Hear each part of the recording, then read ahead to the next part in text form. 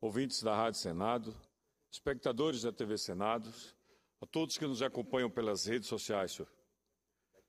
Senhor presidente, todos nós temos acompanhado a grande movimentação que tomou conta deste país e que clama verdadeiramente por mudanças. Clamor legítimo, necessário, diga-se de passagem. Entretanto, precisamos refletir sobre o quanto estamos dispostos a mudar, a deixar de lado o famoso jeitinho, o individualismo, o eu, para realmente colocar na vez o coletivo acima de tudo. E trazer para cada um de nós a responsabilidade de sermos verdadeiramente a mudança que queremos ver neste país. Sinceramente, senhor presidente, tenho lido, refletido, conversado com diferentes pessoas, todos os segmentos sociais. E é comum, precisamos mudar, mas em nenhum momento podemos, devemos perder a esperança e deixar de lado o sonho de ver esse país muito melhor, muito mais justo e com a qualidade enorme do gasto público. Porque, como disse aqui a senadora Ana Amélia há pouco, se o governo fizesse a parte dele, estaria dando um bom exemplo, obrigação que é de ser o primeiro e dar o melhor exemplo. Cortar na própria carne, diminuir cargos comissionados, ministérios, enfim, já que está apelando o povo brasileiro numa hora tão difícil. Mas o governo deveria ter essa iniciativa de dizer, eu também estou fazendo a minha parte. Mas, infelizmente, senadora Ana Amélia, não é isso que a gente está assistindo nem vendo. O governo está indo pelo caminho mais fácil, simplesmente tributar, que os outros paguem a conta e paguem com sacrifício. Já pensou? Quem ganha até 2 ou 3 salários mínimos, que tira do seu suor, do seu trabalho, 48%, 49% para pagar de tributo, e por ele pagar tanto tributo, ele não tem, muitas vezes, como comprar o remédio, como dar a educação adequada para o seu filho, como comprar o mínimo necessário.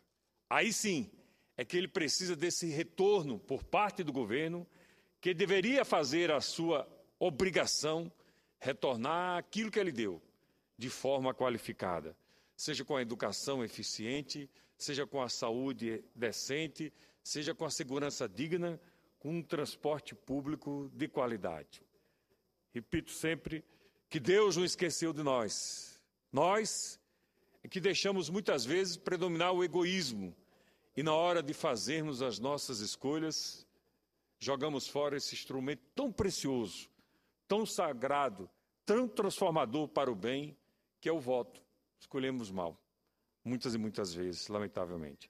Sempre tive comigo a certeza de que a política é um verdadeiro instrumento de transformação social, senador Crivella. Mantenho ainda esta convicção, mas, sem sombra de dúvida, refiro-me à boa política, exercida por homens e mulheres que norteiam suas vidas pela ética, pelos princípios e que nunca, absolutamente nunca, abrem mão deles, seja lá em que circunstância ou que situação for. É como aquele médico, é como aquele cirurgião que entra no centro cirúrgico e participa de uma cirurgia altamente contaminada, com os piores germes, com as piores bactérias, mas não se deixa contaminar, nem por aqueles germes, nem por aquelas bactérias, porque não abriu mão dos seus mecanismos de segurança, nem interno, nem externo. Bem assim somos nós, quando não abrimos mão de princípios nem de valores. Entramos em qualquer ambiente, até nesse ambiente que deveria ser transformador, senadora Ana Amélia, que é o político, para transformar e cumprir a nossa missão. Política não é profissão, é missão. E missão, com certeza, requer sacrifício daquele realmente que se promete ou que se coloca a cumprir. Eu acredito nisso. Eu acredito que esse país tem jeito, mas tenho plena convicção de que o jeito de quem dá somos nós, com as nossas escolhas. Afinal de contas, vivemos numa democracia, e viver numa democracia significa respeitar a vontade da maioria. Os enganos podem ocorrer muitas e muitas vezes, porque os enganos são oriundos muitas vezes de enganações perversas, malandras, que muitas vezes se promete o que não deveria se prometer, realmente apenas para obter aquele voto. O futuro é construído a partir de uma sucessão de momentos. Esse país tem jeito, e o jeito, quem dá somos nós, cada um de nós, no cumprimento da nossa missão. Somente por meio da educação de qualidade conseguiremos mudar verdadeiramente esse país. Entretanto, precisamos deixar de tampar o sol com a peneira, esquecermos medidas paliativas e, com coragem, com determinação, resgatar a qualidade do ensino em todos os cantos desse país. A própria Organização das Nações Unidas para a Educação, a Ciência e a Cultura, a Unesco, aponta em seu relatório de monitoramento global de educação para todos a má qualidade como principal problema da educação no nosso país, embora reconheça também avanços no acesso ao ensino entre a população mais pobre do nosso Brasil. Afirma que a solução dos problemas para essa valorização são os professores. Em junho do ano passado, o governo federal lançou o Plano Nacional da Educação, PNE, documento que estabeleceu as estratégias das políticas de educação para o Brasil pelos próximos 10 anos, sendo um dos seus principais pontos a ampliação do financiamento da educação pública.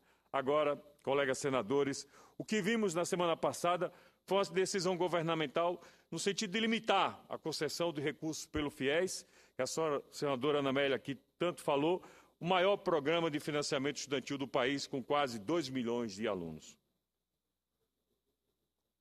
Senhor presidente, isso é perverso.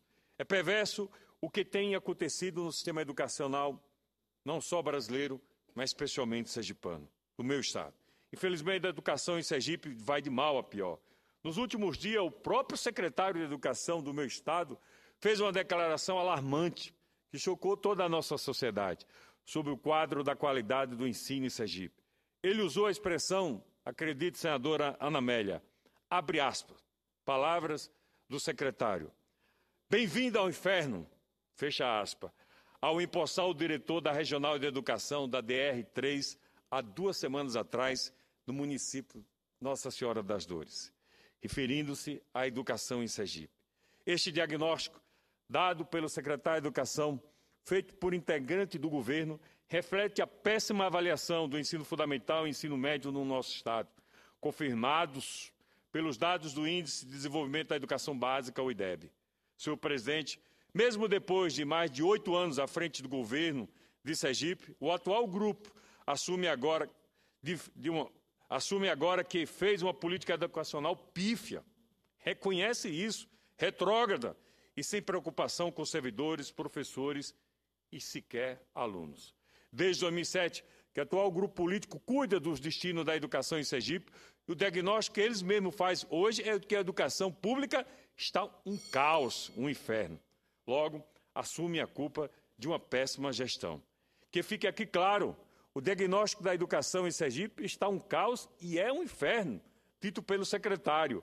Não foi feito pela oposição ao governo de Sergipe, foi feito pelo próprio secretário de Estado da Educação diante da imprensa sergipana, e que ele revelou que em Sergipe existe, acima dos 15 anos, 286 mil analfabetos, numa população de pouco mais de 2 milhões de habitantes. Verdadeiro absurdo quando falamos em pleno século XXI de tudo isso.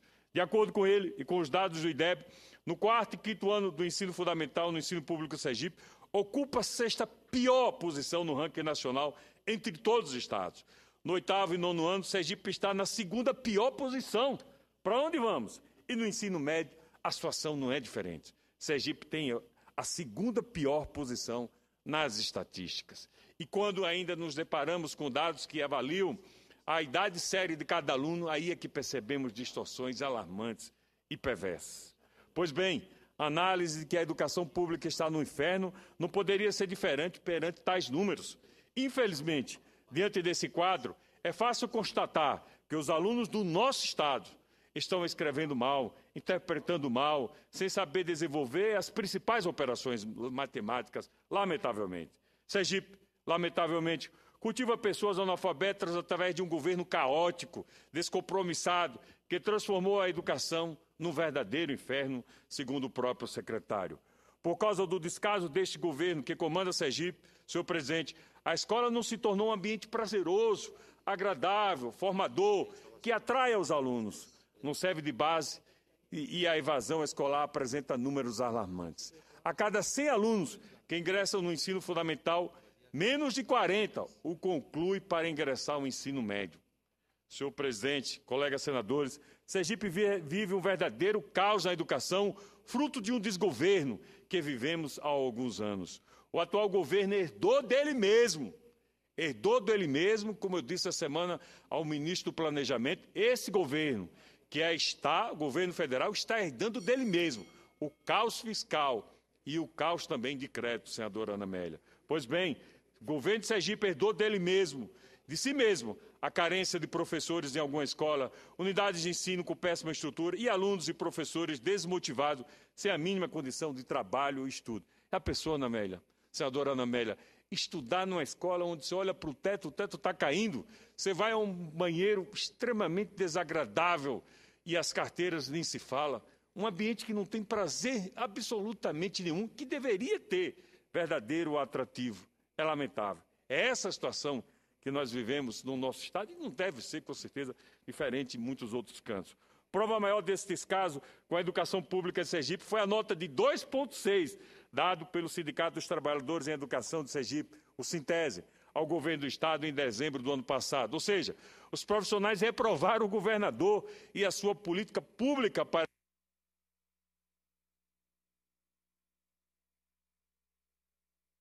profissional, gestão democrática, política educacional e a qualidade social do ensino. Garantia dos direitos de plano de carreira e de estatuto, além de condições de trabalho. A situação da educação pública é tão calamitosa que ainda existem trabalhadores ganhando abaixo do salário mínimo. Não permitido que nenhuma empresa privada pague abaixo do salário mínimo, mas o governo pratica isso, senador Buarque. Servidores públicos na área administrativa e operacional da educação, ou seja, merendeiras, vigilantes, executores e oficiais administrativos, ameaçam cruzar os braços.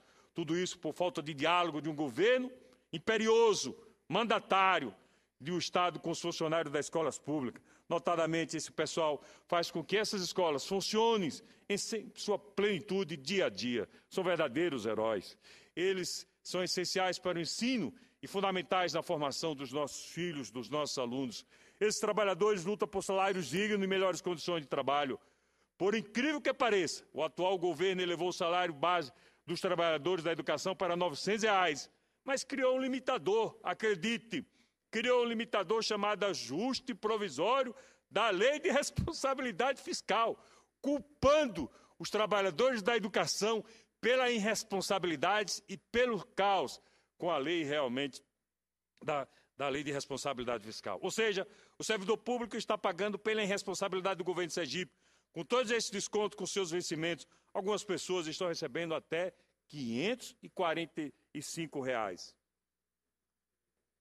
Senhor presidente, a desculpa do atual governo para esse congelamento salarial é a falta de há 3 anos a penalização dos servidores, é a crise do país e a diminuição dos repasses federais, culpando o governo federal, viu, senador Jorge Viana, nosso presidente, porque a justificar estão, então, os constantes nomeações publicadas no Diário Oficial todos os dias. Dezenas de cargos comissionados são nomeados, até que não saíram do periódico governamental. Não saíram e, infelizmente, temos hoje em Sergipe um governo que desrespeita a educação pública, desrespeita o servidor público, desrespeita os sergipanos. Eles mesmos mantêm índices vergonhosos e reconhecem que alunos, professores e profissionais da educação estão vivendo num verdadeiro inferno, como disse o secretário de Educação.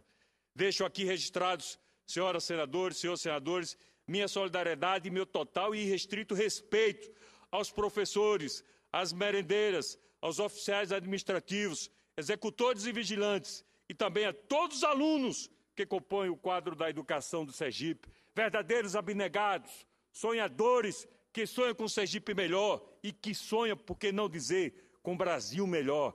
Esses profissionais abnegados que trabalham no inferno, segundo o secretário, tenho o poder de transformar a vida de muitos, de formar muitos. E sei disso porque fui um instrumento, nasci num ambiente assim, nasci numa família humilde em Itabaiana, família pobre, meu pai é analfabeto, mas me formei, me tornei médico, me graduei e me pós-graduei várias vezes, sempre praticamente em escola pública, senadora Amélia. Minha primeira e única escola particular foi a Universidade em Direito, onde lá me bacharelei, porque achei que não deveria ocupar o espaço de um na escola pública, mas assim fiz. Esse país tem jeito, mas o jeito quem dá somos nós, com as nossas consciências, com o nosso amor a esse país e o amor coletivo, não apenas um jeitinho ou a individualidade. Eu sonho e finalizo, senhor presidente, com a frase do grande educador Paulo Freire. Abre aspas. Se a educação sozinho não pode transformar a sociedade, tampouco sem ela a sociedade muda. Fecha aspas. Esse país tem jeito. Que venham as reformas políticas, que venha a reforma tributária. Só assim vamos ter um país muito mais justo. Deus não esqueceu de nós. Nós é que ainda vivemos um pouco no egoísmo de alguns líderes e com certeza não dão os exemplos que deveriam dar e que são necessários para dar. Mas eu continuo sonhando e lutando por um Brasil melhor, porque acredito nisso. Senador, eu só queria apenas dizer, porque eu sou filha de uma merendeira, e eu queria, presidente, o senador Crivella está aguardando para ocupar a tribuna, mas o senador Eduardo Amorim me tocou. Eu sou filha de uma merendeira e irmã de merendeira, de diretora de escola pública, formada em escola pública. Então, por isso que esse seu discurso realmente me toca, e dizer para o senhor que faltou apenas uma frase na citação do secretário de Educação do seu estado, que eu não conheço, de que dava boas-vindas à entrada para o inferno a um diretor de escola. Faltou completar que nós criamos. Penso que nós temos que assumir as nossas responsabilidades e a educação tem que ser realmente prioridade. FIES foi um caso inexplicável, senador Eduardo Amorim. Então, também trabalhamos nisso e eu acho que precisamos continuar dando e apostando e incentivando a educação como único caminho para também resolver os nossos problemas. Parabéns, senador. Não vamos desistir disso, senadora Ana Amélia.